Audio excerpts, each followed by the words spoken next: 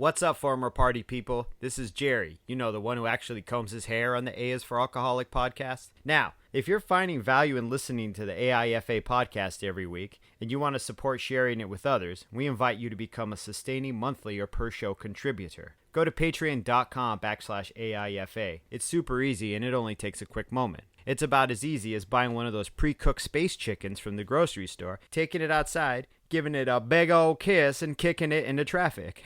Why would you do that? Anyway, you do you, and I'll do me. Again, go to patreon.com/AIFA. And with that, people, let's start the show. A is for Alcoholic is a program about recovery. My name is John, and I'm an alcoholic. And my name is Jerry, and I'm an alcoholic.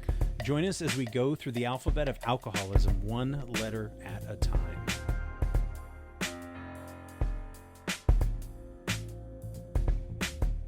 Welcome back to A is for Alcoholic, the podcast where we talk about recovery, What's up?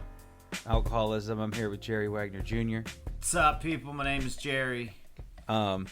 We were just discussing commitments and time constraints and, finding things that may be interesting to you and, the idea of having enough time to just sit on your ass versus doing creative things that you find exciting and interesting. And we all change and move in different ways, and we get older, and sobriety brings with it, new challenges and new opportunities and so on and so forth and blah, blah, blah. And I'm not sure where I was going with this except to say that I think that these new opportunities that say you might have wouldn't exist if you were drinking. Right, or they would exist, but they would be half-hearted. They'd be very half-hearted. You wouldn't even actually be considering these things. Right. Or everybody would be... Well, the people that you would be doing this stuff with, this creative collaboration, probably wouldn't be as drunk as fuck as you were. Right. And then they would always be disappointed that Jerry would come over and... get shit-faced and forget to do what I was supposed to do. And, right. Yeah. Right. So, I mean, it's all about, setting up your life the way that you want your life to be. And I know that sounds, easier said than done. But we put things into, I've put things into motion, and then I've stopped things. And I've kind of found,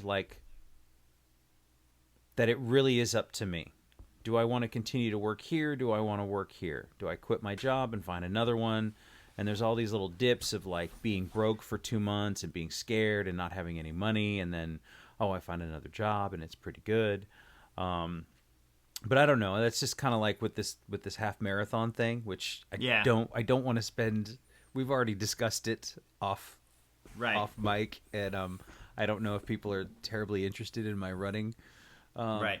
It's the Running Against the Wind podcast. So it wasn't Running Against the Wind, but so I put I'll tell you when I waited until they blew the starting whistle for our group, because I was in the back, I was wave 7 of 10 or something, and so I hit shuffle on my running playlist. Oh shit. And it was Ride Like the Wind, but Christopher Cross came on. Right. It was awesome. I thought it was going to be the Bob Seger. No. Yeah. I should have made one, but it was just Against the Wind. What does he say?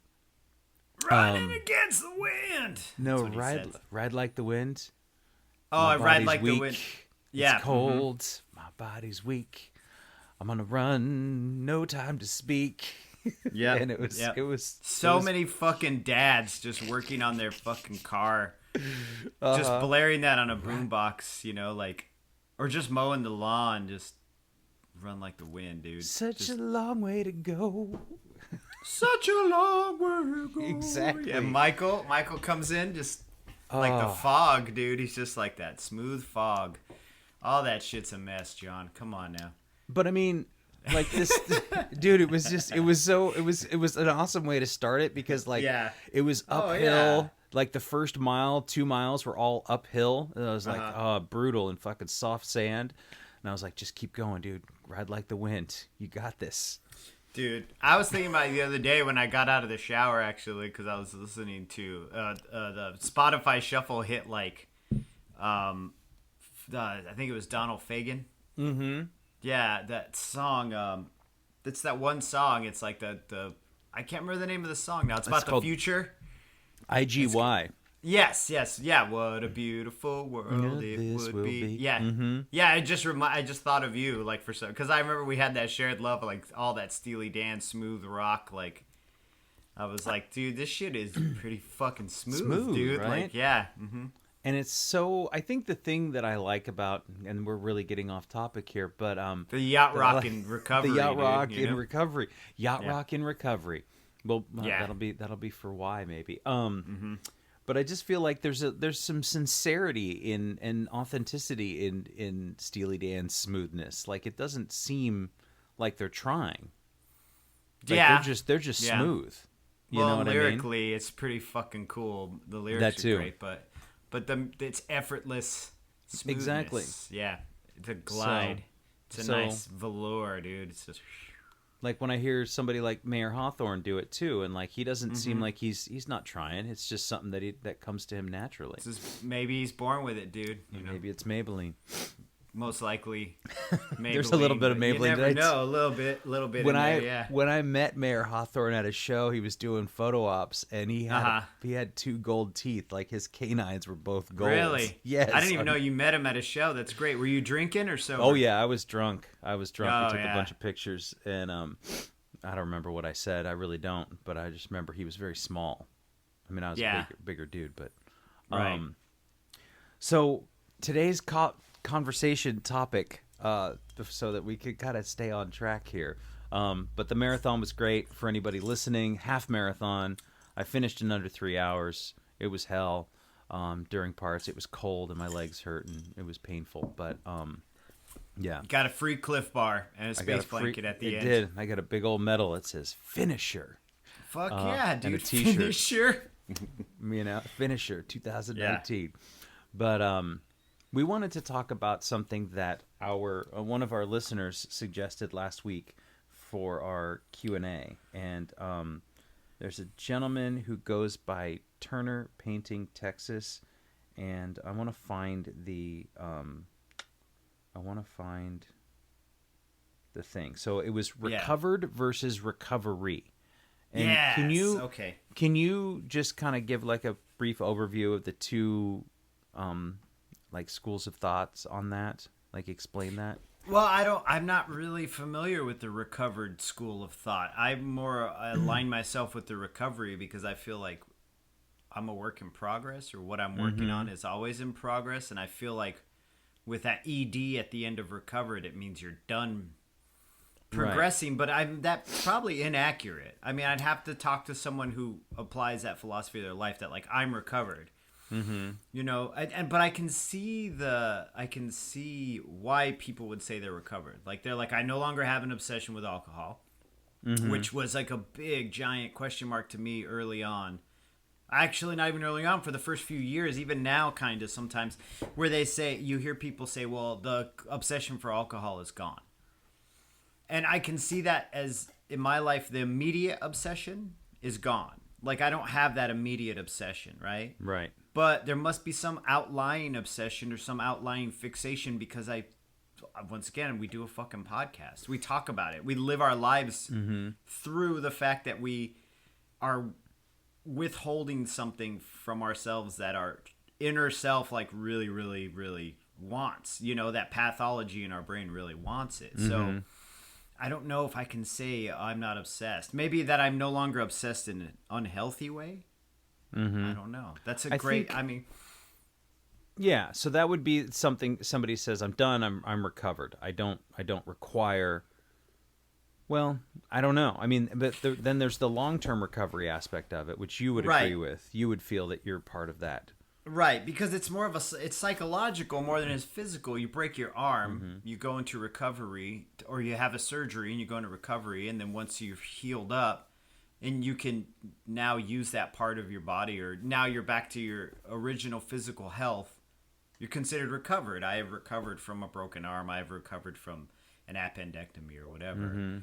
Whereas this is psychological. So can you say, well, I am now recovered from alcohol. I can now have a White Claw and not go to jail. Do you know what I mean? Or I could fucking have a nice rosé and not fucking cheat on my wife. Do you know? Or whatever it is. I don't know. You know, like I don't want to test it because I like it so much the way it is now that it's not really worth it for me. I mean, right. That's this. I'm the same way. That idea of like, well, maybe I could. You know, I've done plenty of experimenting. I've done all the research and development for myself. Right. And the way that I react to it, the R&D. Yeah. But I want to read you like what this gentleman says. Yeah, let's chop it up. Yeah. He says from his perspective, from my perspective, I see it as recovered. And I say that because today I don't struggle. I've seen and continue to see the promises written in the big book unfold in my life daily. Like a car, my life is no longer fishtailing toward the ditch. I've recovered from crashing, but at any moment, if I don't pay attention to the road, I can easily go back into a skid and wrap my car around a telephone pole. Yeah. There's no right in my opinion. Or he says, there's no right in my opinion, only right for you. Everyone has their own perspective and experience, and I respect that, but I always like hearing others' opinions. That's a great fucking analogy, this car analogy, because when you're like that. Driving in a car, yeah, especially I love analogies, man. I fucks with them, but and metaphors too, man. A little menage a trois with analogies and metaphors. But anyway, yeah, it's great though to think about it, right? Because you're always in the balance in a car driving. You know, there's circumstances that you can't. Your circumstances you can control and some you can't. And it does remind me, it kind of does enlighten my perspective on it, right? Because that's a different way of thinking about it. That's an absolutely valid way of thinking about it. I think one thing that in being in recovery has given me is the ability to like evolve my opinions about things. And to not, absolutely. Yeah. Because I was so stuck in my own head about the way that things had to be, the way that things were, the way that things were going to be forever. You know, when I was drinking, it was like, that was it. Like, I still can kind of remember being so sick and so hungover and so in pain and still thinking all I need to do to get out of this is to drink. And, like, I couldn't have told that person, you don't have to, because that was all that was on my mind. That was all that was in my body. So, I mean, the evolution of that opinion or that thought that I can do without it, and then to now think like, oh, okay, so maybe it's a mix of the two. Maybe I will continue to be in long-term recovery from alcoholism in the fact that I am continually working on my spiritual fitness, my emotional stability. Well, and the spiritual fitness thing is always one of those other words that lights up in my head, and I don't know if it's a warning light or like I don't know about that yet. It's the same with recovered, actually. It's another one of those concepts that always lights up in my head where I'm like, I don't know about that, right? Because you have a very concrete version of your spiritual your sense of spirituality, your sense of spiritual fitness. What keeps you healthy emotionally? What keeps you grounded and kind of humble and kind of not being entitled? You know what I'm saying? Right? Because I always look at it as the idea of something bigger than you keeps you from feeling like you are entitled and you're the center of the universe. Even though at this point, every perception you have, every reality is just out of your own eyes, you know? Like, do you know what I'm saying? It's like your perception of everything. So you're like, well, of course, why wouldn't I be the center of my reality? Because I think that plays into now I'm going down a little fucking tapestry pathway here, but it plays into the ego, right? Because you forget outside of your own radar, just like in a car, that there's other people in cars around you living their lives heading the same direction or opposite directions, and you have to be really aware that you don't fucking kill those people with your car. I just drove back. Spirituality and spiritual health it's a weird concept. It's not weird. It's just one of those concepts to me.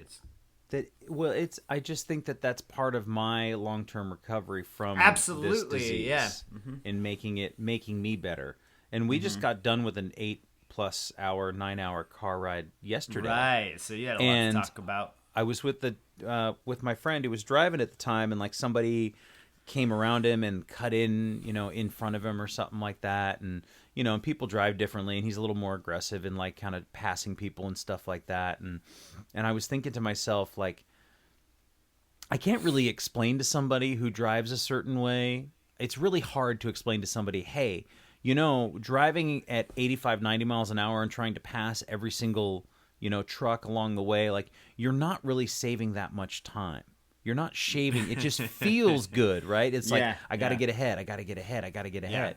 If I were to tell you that you're really, and that we're going to like be stopped up here at this, like, it's going to be rush hour traffic once we get up there, and we're going to be, stopped to a crawl or whatever, slowed to a crawl, that you wouldn't hear that as like, you might as well just fucking cruise at like 65, 70 miles an hour, and you're going to get there maybe 20 minutes later. Like, it's not that much time, but that's just the way that circumstances beyond your control. And when we're in the bubble of our own car, and we project the way that we think everybody else should be driving. They're not following our rules. They're not driving in the fashion that we like to. And so, but we don't connect with any of these people. We don't relate. We just assume, right? We just put our own feelings of, our own resentments, our own feelings of the way things are supposed to be, right? Our own worldview when you're on the road of like, oh, you're not supposed to do that. Why aren't you getting over? I'm tailgating you. You're supposed to get over. That's the rule. Take like, my cue. Yeah. And then so you then take it personally that this person's not moving over, and it's like they may not even see you. You're not on their fucking radar. They are. No, because they're in their bubble. Yeah. They're in their bubble. So I think, we talk about this stuff on the podcast is kind of like to share my bubble with the world and kind of hear, hear other people's perspectives of like what it means to be recovered. So I'll show each other our bubbles. You know what I'm saying? Right, exactly. So I think that, and now that I even think about it, like there can be both. It's like I am recovered from the daily obsession of drinking alcohol. Yeah, that's okay. That I don't wake up going, God, I really need a fucking drink. But I still don't fully understand alcohol's grasp on my brain. Yes, it's unfucking canny, dude. It really is. Those moments where you're like getting whatever in the grocery store, and I see the little shiny little bottles, and I'm like, oh yeah, I remember. Yeah, I remember you. Hello. I get that FOMO, dude. That's what mine is. It's FOMO. What do you mean? Fear of missing out. Well, I had a party here, right? I had our shop Halloween party here on the 2nd. And everybody from the shop showed up, and a lot of them drink, and I don't care. I mean, they were people I drank with. They're friends of mine, we drank together.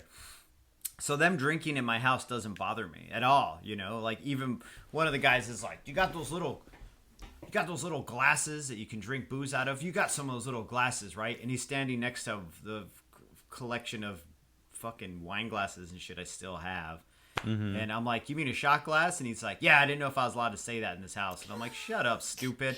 And so I gave him the 2 shot glasses, and they were drinking. But then at the end of the night, my buddy was like, hey, we're all going back to my house, and we're all going to go sit in my hot tub and smoke DMT. And I was like, there was part of my brain that was like, you should go sit in the hot tub and smoke DMT.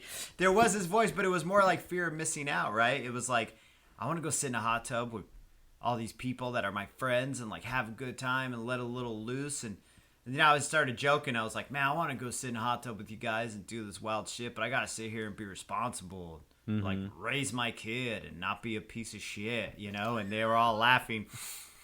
But there was like, I was joking, but there was this element, like this tiny thread of like truth in there, this longing for this false freedom. Do you know what I mean? This false sense of like opportunity and freedom, like something cool might happen. Do you know what I mean? Like it's funny because it just flashes real quick and then goes away, and then it just fades or recedes in the background. So I know that I'm free from that, at least in the time being. I'm free from that obsession in this moment because it goes away. It doesn't stick around. Yeah, I don't lay in bed and then get up and go, fuck this, I'm walking down there, because my friend lives like 5 blocks away. And old Jerry would have I just would have gone and then ended up fucking drunk in a hot tub, annoying everybody, Yeah. Smoking DMT. Yeah, so it's there, but it's so tiny. It's so tinny and just in the back of the room. But it flashes up, and then I'm just like, this is ridiculous. Yeah, smoking DMT, like, what the fuck am I gonna get from that? I know some people are like, yo, dude, blah blah blah, fuck Joe Rogan. Fuck Joe Rogan. I don't fuck with Joe Rogan. I even said that on a podcast in the podcast world, right? But I don't fuck with any of that shit. Like, I don't know if I feel that strongly. It's more I'm joking, but I hear you. Well, I have nothing to gain from it. Like, if I need to use drugs to find some higher fucking spiritual sense, then I'm fucking up, you know?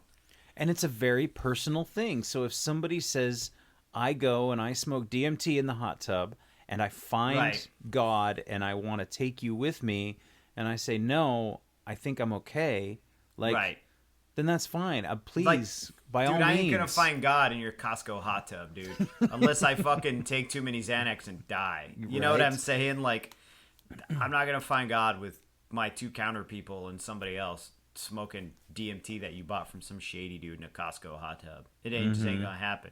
I'd rather find it through daily practice and meditation and a discipline and caring about people around me and caring about myself, you know. Yeah, and it's. It ain't gonna come from eating microdosing or DMT. No, or I don't. No, not for me. Not for me. And I was I went hiking in the Southern California desert this last week, and I was with a couple of guys who did that, and they were microdosing mushrooms. And the one guy who I didn't know as well, and he was like, "Are you gonna be all right? Like, it's cool. Like, you don't mind?" And I was like, "I mean, I don't have to eat them, do I? And you're not gonna be an asshole, are you?" Like, yeah. You're like, no, I'm gonna freak the fuck out because you can't have a good time.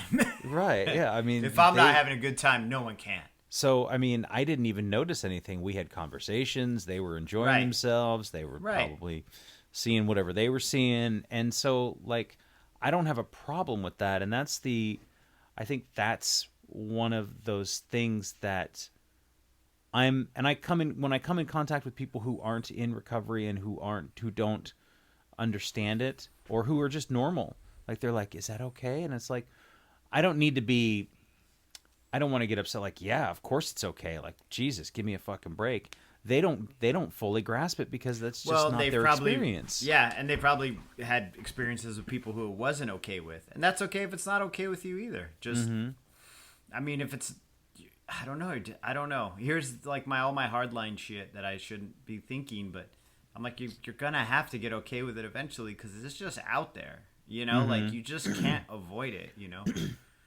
People say all the time, like, well, what do you do? Like, everybody drinks. I'm like, I just don't drink, man. I can't avoid it. What am I gonna live in my house forever? Yeah, I'd like to sometimes. Yes, I would. But even in the video games I play, they drink. So what the fuck, you know? Yeah, like, right. I just can't. It's just there. So that's also a big part of recovery as well, you know. And being recovered is just accepting the fact that it's just unavoidable. Like, people are going to use these things as tools, and some people are just going to use them as a temporary band-aid, you know. And some people have absolutely no problem with it. Like, they will smoke and drink and whatever. I think most of them do. I think we're part of, like, a subsect. You know what I mean? Like, a little. I think most people, I imagine, would be okay with it. I don't know. But I imagine. I cannot imagine a scenario where I drink again and everything is fine. What new lesson are you going to learn? You know what I mean? That's what I think too. I tell myself, like, oh, that would be fun, but what do I learn? What do I learn from this? What new thing do I learn? Oh, right, that I can't do this. Yeah, like, I don't get anything from it. So when I was down in the desert, I was in Joshua Tree, and we were sitting around. And it was the day before the race, and I was like, and it was in the evening time, and I kind of looked up my meeting app. And I was like, oh, shit, there's 1.5 hours. Like, I can be ready in half an hour. How far could it be? And then I was like, oh, shit, it's like 1/4 mile away from where we're staying. I was like, I can't. I mean, I think the decision's been made. I have to go. And I was like, I'm just going to walk. So it's dark and it's in the desert. And I brought my flashlight, you know, whatever. And it was, it gets fucking cold in the desert, dude. Like, Jesus, I didn't realize. Like, it was bitter. But I went to this meeting and heard somebody talk to some people, and it was like absolutely the coolest thing. And I learned Like, it was so great to not only go to a different place and to see different people, and to people I would probably not commingle with, and people, if I saw them on the street, even wherever I was at, I'd be like, yeah, I don't know about that dude. You know what I mean? Because we see that all the time in the rooms where it's like, yeah, I don't know about that dude. And maybe What's I get up a with little that dude? Yeah. right, and then next thing I know, I'm talking to him about his kids. But it was so awesome. I learned more in that, which it was odd because it was a very long meeting, and I've never been to one that was, like Was it an 90 hour and a half? Yeah. Yeah, I've been to a few of those. You get a Okay. smoke break in the middle. There was a smoke break. Yeah. There was like 2 different speakers. It was different. Oh, It was there's cool. speakers too, right? So it was 2 different. One was a 5-minute, and one was like a 40-minute. Oh, wow. Yeah, but it was so awesome, and so like that experience was far more educational and interesting to me than anything I would have learned going down to the JT Saloon for Friday night karaoke.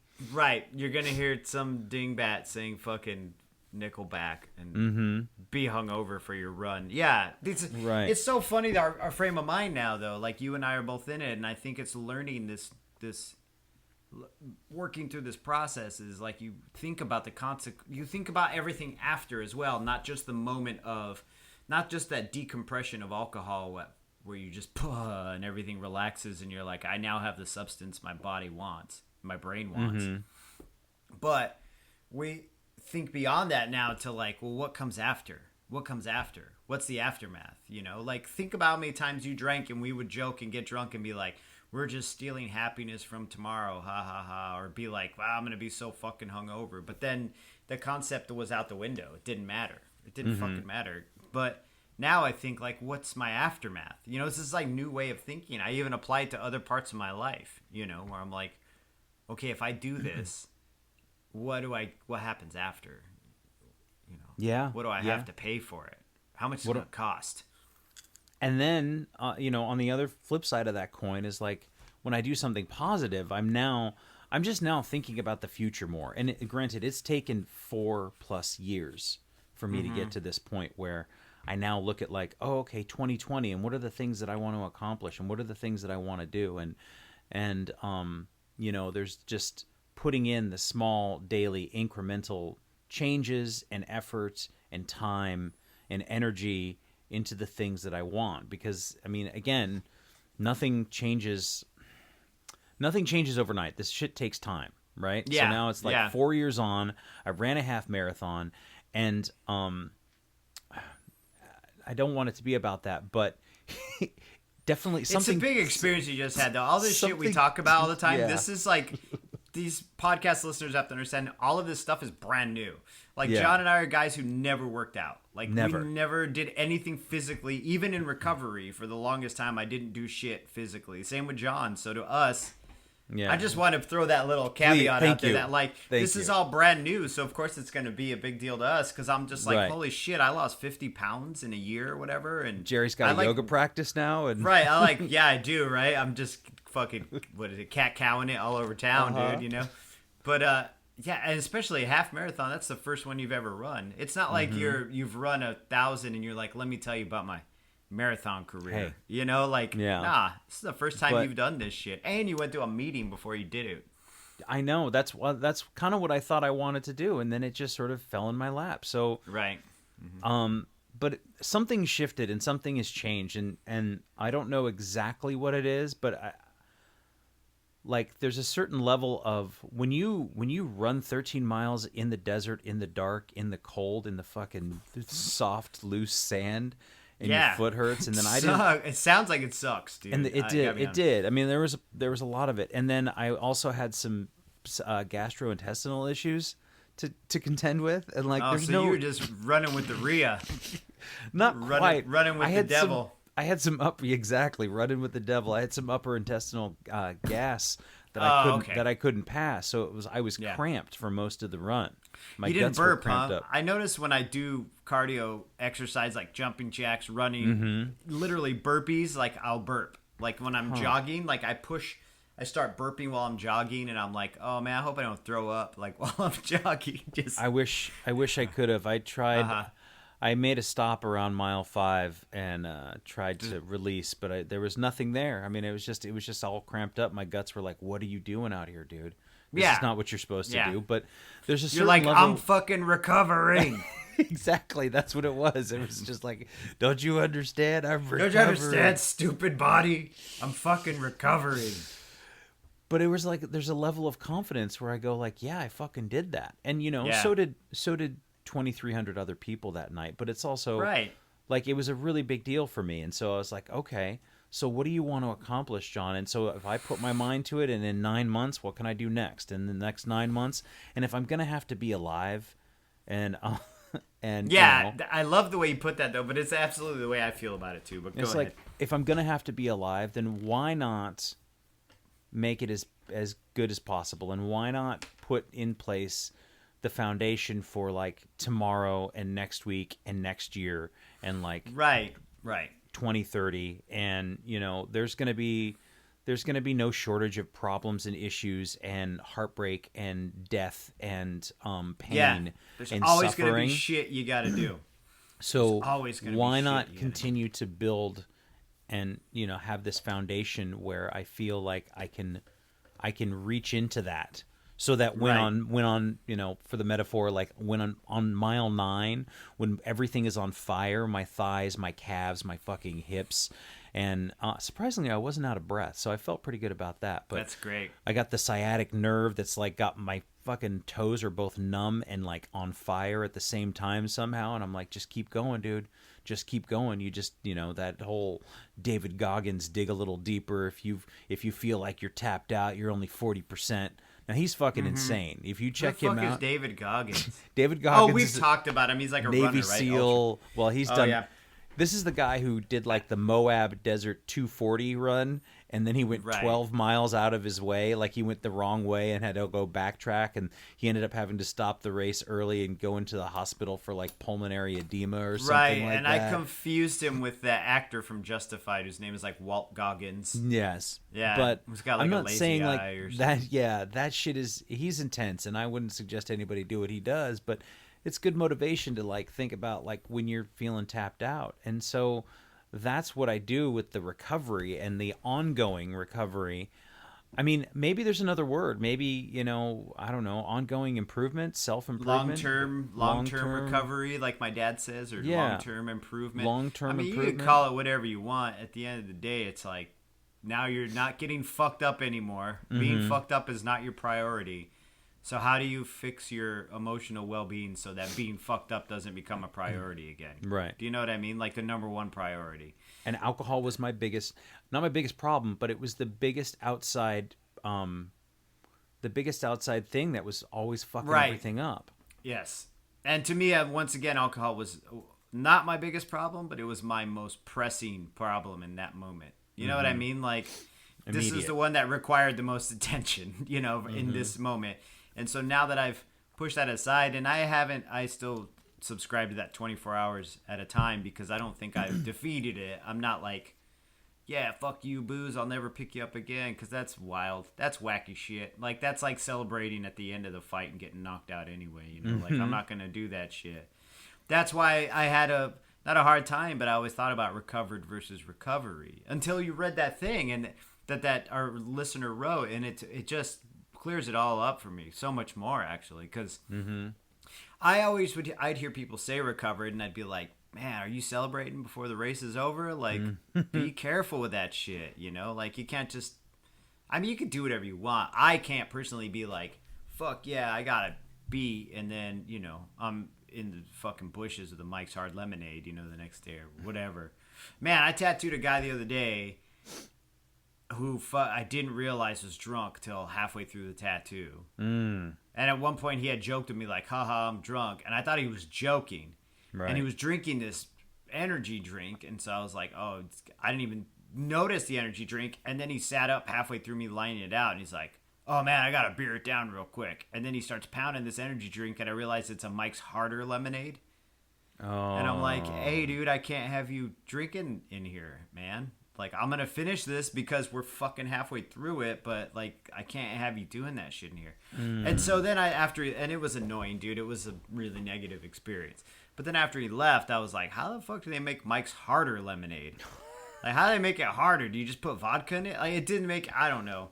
Yeah. Those are my two thoughts, was like, don't be coming to see me fucked up because I can get in a lot of trouble, like that's not how we roll here at the shop. I can get in trouble, and I don't want to be dealing with drunk people, man. I'm not your fucking babysitter, dog. If you can't deal with a tattoo without getting drunk, then like, don't be getting tattooed, or don't get tattooed here and find a buddy who's going to do it to you out of his house, like.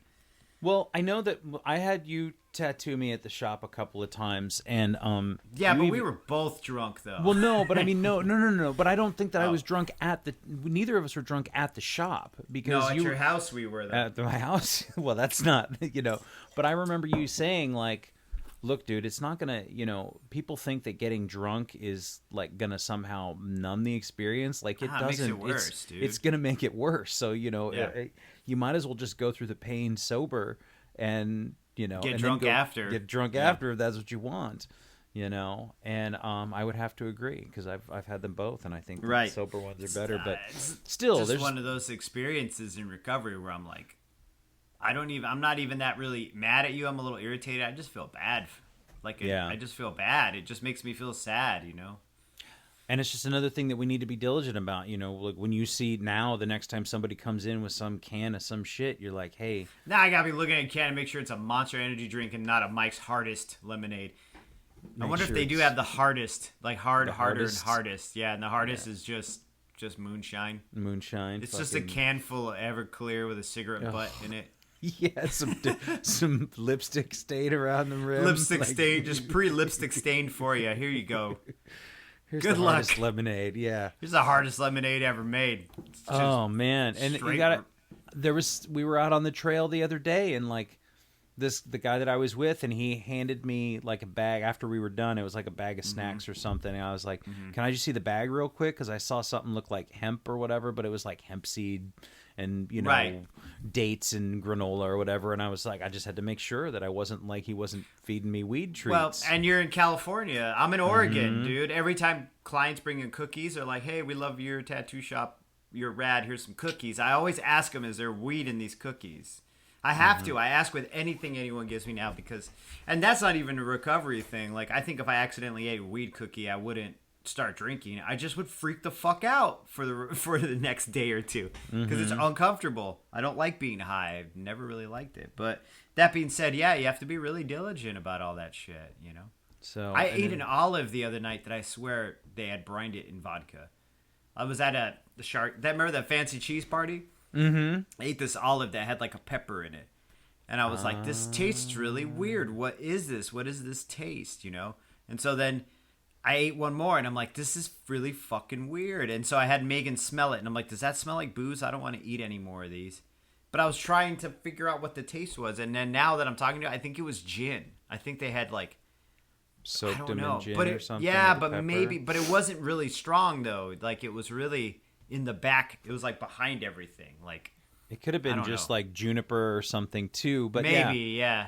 I fucking hate gin, dude. I ate an apple the other night, and it was one of the apples I brought for the trip. Like I brought a big bag, and it was on the ride home last night. And I'm eating it, and I'm like, did this get soaked in wine or fermented, or was it sitting on the counter? Because it's just an apple. But I was and I was like, I bought it, and it's mine, and it's not like anybody else touched it. But it was just that feeling of something familiarity. Else is here. Yeah, there's something else is here that I know. And that I know that I don't want, and so I'm still kind of in tuned with like the taste of. It's like, is this fucking rotten apple or something? But it wasn't. It was fine. It was just an apple. You just had a moment where it tasted like a 1989 Gewürztraminer or something, and you're like, this has like a familiar thing to it. And that, once again, those things are fucking unavoidable, man. You can't put baby bumpers on life. You just have to get out there and live it, and don't fucking relapse, and you'll be all right. Right. And if you do relapse, well, figure out what you learned from that relapse and keep going. Not with the relapse, with the recovery. Right. Yeah, but... Well, your dad always said, and I've heard this before about going to AA, and I think the guy at the meeting said something to this, will ruin your drinking. Fuck your drinking up. That's exactly what my dad said to me. I had 5 days sober. Said, think I'm going to a meeting. And did he expand on that at all, or like, what do you? I mean, He said it'll fuck your drinking up because it'll fuck with your head. Because once you get a head full of AA, you get a little bit of AA in your head and you start drinking again, you look at it differently than you did before. Because you know see what other you're doing. people. You know what you're doing. You're aware of it. Yeah. Yeah. He's like, it'll fuck it up. It won't be as fun. And I was just like 5 days into it, like, I don't give a fuck. I just need to get out of this hole. Like, I'm not even going to think about drinking right now. I just need to get out of this hole. Right. Yeah. And then, you know, in early recovery, I had planned on relapsing. I had like made plans, you know, it wasn't even like, oh, I'm going to drink tomorrow. Like I want to drink. Like it wasn't this thing. Like I had a plan that I was like, fuck it. I got 6 months in, Megan's gone. I got this new house. No one's there.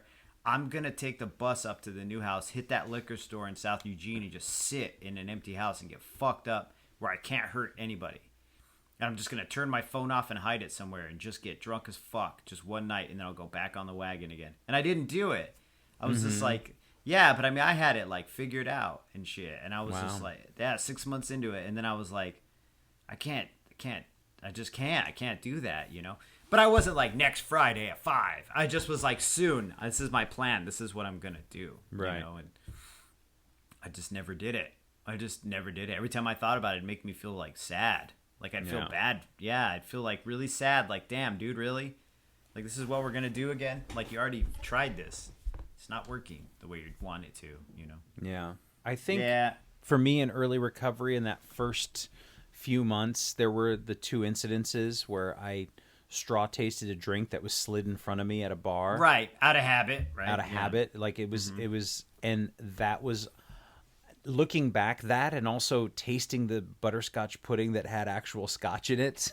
That doesn't even make sense. Like it's just butter and scotch. It was gross, but it was like, but yeah, it was pudding, but they had put like Macallan or something in there, and I took the bite. And in both those incidents, I lit up, like my body, like the temperature rose, and my brain like lit up. Yeah, of course, dude. You're fucking. Yeah. In retrospect, I'm really grateful for those moments because they kind of gave me a little taste of like what the relapse might be, and I think that they've kind of like a vaccine, you know, like I got a little taste of the relapse. And so I'm like, yeah, I'm good. I'm not saying I'm immune. You felt that hotness and you were like, yeah, this is shit, serious. I don't want this. This is bad. This is scary. This feels weird. You have that moment where you're like, I'm not just a heavy drinker who likes to party and kind of got out of hand. You're like, wow, there's something fucking wrong with me. Which I had those moments just emotionally. Do you know what I mean? Like, because I don't know if I've had... you know what? I accidentally ate booze once on some flan. They had poured, like, cognac on it. Cognac, yeah. And then I was like, why the fuck are you going to pour cognac on a dessert for kids, y'all? Like, everybody chill. Mm-hmm. Yeah. So I scraped all the cognac off of it and ate it because I love flan, dude. What am I going to do? Be like, give me a cognac-less flan? I guess I could have asked them for that. Yeah. But anyway, I'd scraped all the cognac off and said, here, Megan, lick this off the plate or whatever. I'm going to eat the rest of this thing. But I guess... I don't remember feeling that hotness. I remember feeling like forbidden, like I shouldn't be this is something you shouldn't do. Like, but I also, you know, have had those emotional moments where I'm like, yeah, I'm not some dude who likes to party a lot and got a little wild for fucking 17 years. You know, I'm like, yeah, I'm like I have a fucking Is that problem. How long it was for you? 17? I drank about 17. Yeah, well, see, from the time I was 16 till 5 years ago, so I'm 44 now. I stopped at 39. So what's the math there? I think about 17. Yeah. Yeah. Me too. I think. Yeah. Yeah. So I'm really grateful for those moments of like getting just a little taste. So I was like, okay, that's what it's gonna feel like if you take a shot of whiskey or if you decide you're gonna have a fucking glass of wine, you're gonna And then it's just that moment of like feeling strong and powerful and like fiery, you know, like, oh Jesus, that's not who you are. That's not what you want. That's not what you need. Like, settle down. So, the obsession is gone in a way, but I'm still, the fascination isn't gone, I guess. That's a great way to put it. The fascination is still there, but it's not an active fascination though, is it? No, not but really. it is still a little fascinating, though. You know, And I don't want to dog on anybody's enjoyment of it, but it's the behavior, right? It's the behavior that comes from it. It's the behavior that I don't want to be around. It's the behavior of for me, I have more important things to do with my life, the rest of my life, whatever the last half of my life, than sit on a fucking bar stool, 4 or 5 days a week and, talk shit with people I don't know and talk shit with people I do know. And there's better things for me to do with my time. Right. It's running out, and I've already wasted too much of it. And I don't want to lament that or regret that, but like, I want to move on to the next thing, because I've been in all, they all smell the same. You know what I mean? Yeah. Like, I've already been there. I know when I walk by places, like there was several months ago when I was in San Francisco, and you kind of walk during the day in San Francisco, and there's all these little tucked away, hidden little dark rooms, and walk by them, and you can kind of hear the clanking of bottles and the shuffling of people, and it's just the that murmur. Smell. Yeah. Mm-hmm. And I was like, I've done that. I know what that's like. And there's a moment of like, it would be nice and cozy in there. And I want to be in there with the fruit flies and the barf. Right, exactly. You know what I mean? Because it's fermented fruit and barf. That's what all bars smell like to me. Old bars. They all do. There's that stomach bile smell kind of under everything. And then it's just all fermented fruit. And there's always fruit flies.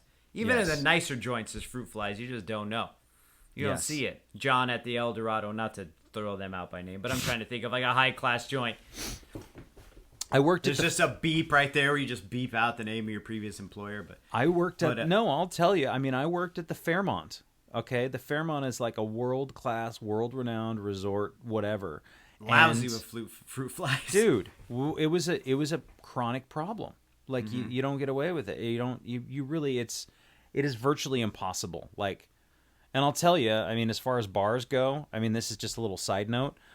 Fruit flies, 99% of the issues with fruit flies comes from places not being cleaned properly. Right. And there's only so much cleaning you can actually do. I mean, unless you're going to be like, it's just basically impossible in most places. Well, it's a liquid. It gets into everything. It gets into the seams and the counters. It gets into the caulking in the tubs. It gets everywhere. It's unavoidable. It takes one orange peel in the drain, and that's all they need. You know? Yeah, I get fruit flies in my house because I drink smoothies every day. And I'll be like, where the fuck did y'all come from? You know, because I won't rinse the smoothie glass out properly, to still have that fermenting fruit on top of the water, and then they're like, party time. But I like that so much better than the fruit flies around my recycling bin, because there's 5 empty bottles of Evan Williams in there. Yeah. So that's how I'm recovered. My fruit flies are healthy now. They got the healthy green smoothie fruit flies. They got the healthy green. Yeah, they want some of that spinach, stevia. And I think like the recovery versus recovered, it depends on. It always depends on the person. But I think that there are certain levels of my ongoing recovery that have been recovered. Things have been recovered. My sense of purpose, sense of self, sense of accomplishment, sense of desire, sense of confidence. Did I say confidence? Self-esteem, things like that. Yeah. Those things are being recovered every single day. I wake up and it's like, oh, okay, yeah. But there's still like so much more, and I go, okay, well, what's next, John? Like, what next fucking spiritual level or physical or mental, like financial? I mean, all the financial. You know what I mean? Coat. Yeah.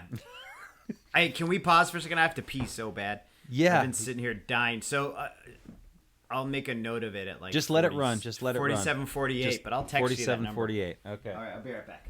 Mm-hmm.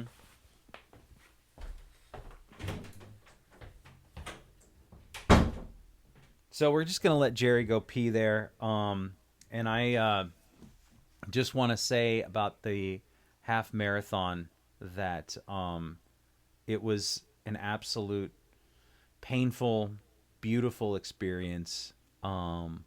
I came out of it with this big, the sense of accomplishment and the sense of confidence and the ability. It's weird, but it's not like anything else that I've ever felt. And I didn't know. I mean, it's just running in the desert. It's just a race. But I feel like there's you. It sounds so corny and so cliched, but that idea of if you set your mind to it, you can do anything, is really true. So I just want to put that in there. And Are you he's still back. Yeah, I was. Oh, you're just gonna keep it running. Good. I'm not gonna text you that 4748. It's fine. We'll just let it roll. We'll just let it roll. We'll see. It was hurting. I was like, I'm hurting right now. Congratulations on your enlightenment, John. But I don't want to pee in a jar. I was just telling the folks about the level of like accomplishment with the marathon. Like it sounds so you were corny. talking about your running. I was. Yeah. You're like. It sounds corny and it sounds stupid, but that idea of if you put your mind to it, you can do anything. And like, well, yeah, most anything. I mean, let's be reasonable here. Well, sure, be reasonable, or but what I mean, if you, I was also being a smart ass too. But what if you're unreasonable with it? Then if you can't shoot for the stars, you can't reach the stars if you don't shoot for the moon, or I don't know. If I put my mind to it, I can't prove that everybody's a lizard person and this is a simulation. I also can't grow an extra ball either. What if you? Well, I mean, funny though. I mean, but what would you find out about yourself if you tried? And you're right. You should that I probably need medication or something. Mm-hmm. Yeah. I was trying to be funny. Listen, man, I just got back from peeing, so I'm not on my true form yet. You were still running it. I thought we were gonna use the magic of podcasting. I thought so too, and then I thought, let's just fuck it, like let's. That's how Rogan does it. Well, Rogan did it with the fucking. One of my favorite was Chuck Palahniuk. He was in there, and which was a fascinating conversation. That was a good one, yeah. Say what you will about Joe Rogan, but I just fuck around. I know, he's actually got some interesting. He kind of gets on my nerve. Yeah, he gets on my nerves too. But at one point, Chuck he's like, "Look, I gotta pee." So he's like, "I gotta go pee." It's like, "Yeah, just go pee." So. But then when he goes and pees, Rogan's like, he's a weird dude, man. Because Chuck Palahniuk is a weird dude. But I love Chuck Palahniuk's books. Mm-hmm. He's an interesting writer, yeah. But I've heard a bunch of other podcasts where they're having a conversation. And anyway, someone gets up and has to do. I've heard beer cans crack in the back and stuff. So yeah. But yeah. So I'll say, just kind of in conclusion of our recovered versus recovery.